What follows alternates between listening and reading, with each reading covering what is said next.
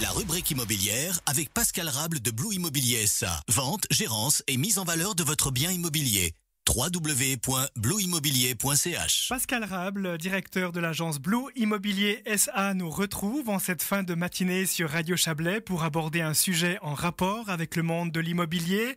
Aujourd'hui, nous allons passer en revue les points importants à vérifier pour ceux qui souhaitent acheter de l'immobilier de rendement. Bonjour Pascal. Bonjour Pierre, bonjour à tous. Pourquoi faire la différenciation entre un achat immobilier de rendement et un achat immobilier standard, c'est-à-dire un bien immobilier dans lequel on compte y habiter soi-même? Alors, tout simplement parce que le public cible n'est souvent pas le même et les critères d'acquisition sont différents pour ces deux types d'achats.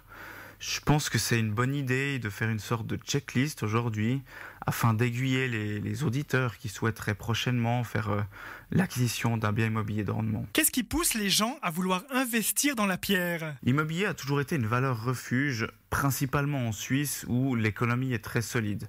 Même en temps de crise, tout le monde a besoin d'un toit.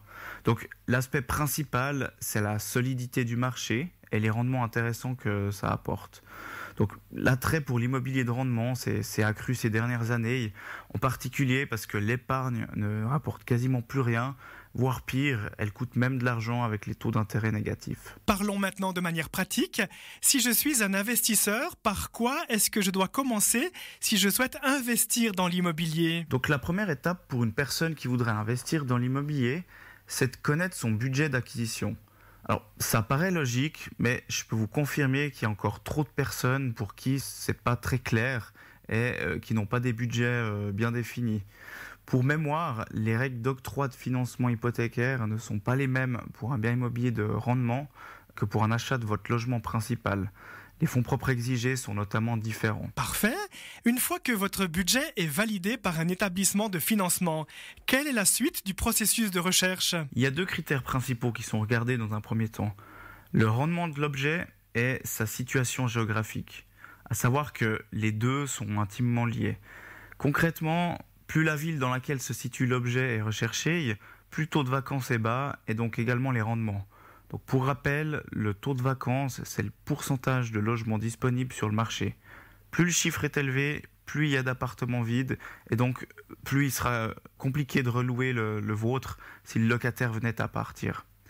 Au contraire, plus le taux de vacances est faible, plus la demande est forte, et donc le temps que vous allez mettre pour trouver un nouveau locataire sera fortement réduit. Si j'ai bien compris, Pascal Rable, le rendement est fortement lié au taux de vacances de la région. Un rendement plus faible, c'est une sorte de sécurité que l'on paye, car on sait que notre logement ne sera quasiment jamais vide. Oui, c'est exactement ça. Si vous prenez la région de Colombey, par exemple, vous avez des rendements immobiliers plus élevés parce qu'il y a beaucoup de logements vacants dans cette commune où il y a eu beaucoup de nouvelles constructions ces dernières années. Concrètement, si vous achetez un appartement, vous mettrez plus de temps à le louer. Pour vous donner un contre-exemple, si vous prenez un bien immobilier sur la commune de Lausanne, le rendement sera bien plus faible parce que votre appartement sera très vite loué. Finalement, c'est un peu comme à la bourse. Plus le rendement est élevé, plus le risque l'est aussi. En dehors de ces deux critères, quels sont les autres points qu'un acquéreur potentiel doit vérifier avant de faire une offre? Si l'appartement est vendu déjà loué, c'est important d'avoir un historique du locataire. Donc, demandez une copie du contrat de bail à l'agence qui commercialise le bien. Il faudrait savoir aussi depuis quand le locataire est présent. Est-ce qu'il paye régulièrement ses loyers et dans quel délai? Est-ce qu'il y a une garantie de loyer usuel de 3 mois qui est constituée? Est-ce qu'il y a des litiges en cours, etc. Tous ces détails. Ce qu'il faut savoir qu'un locataire irréprochable vous permettra de limiter quand même les risques de votre achat. Lorsque l'on fait un placement dans l'immobilier, on a généralement une vision sur le long terme. Il est donc important de regarder l'état de l'immeuble également. Oui, c'est juste. Donc l'analyse de la documentation technique de l'immeuble, c'est aussi un point crucial. Il faudra analyser les derniers PV et comptes de l'immeuble afin de voir si celui-ci est bien entretenu et s'il n'y a pas de gros travaux à prévoir prochainement. Certains biens immobiliers promettent des rendements intéressants, mais si vous regardez de plus près, on peut se rendre compte qu'il y a encore beaucoup de travaux à faire à court terme. Donc le rendement du propriétaire sera fortement réduit. C'est un point à prendre en compte aussi. Pascal Rable, quelles sont les typologies d'appartements qui sont privilégiés par les investisseurs ? 2 pièces et demie, 3 pièces et demie, 4 pièces et demie ? Quelles sont les différences ? Les petits appartements sont généralement un peu plus rentables que les grands. C'est dû en partie car les tournus sont plus fréquents dans les studios ou les 2 pièces et demie qui sont destinés aux personnes seules ou aux couples. Dans des appartements de 4 pièces et demie ou plus, vous avez souvent des familles avec des enfants qui, elles, recherchent la stabilité et vous aurez donc moins souvent de vacances dans le logement. Une fois que toutes les informations techniques sont connues, vient le moment de la visite. Quels sont les éléments pour lesquels il faut être attentif ? Il faudrait voir l'état général de l'appartement. Donc, par exemple, l'électroménager, la salle de bain, l'état des sols, l'isolation entre les murs, etc. Il faudrait être d'autant plus attentif si le locataire est présent depuis de nombreuses années.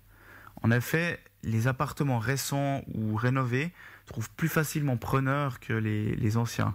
Il se pourrait donc que vous ayez des frais à mettre si le locataire venait à partir, afin justement de le remettre au goût du jour. On a parlé des formes d'acquisition standard, c'est-à-dire l'achat direct.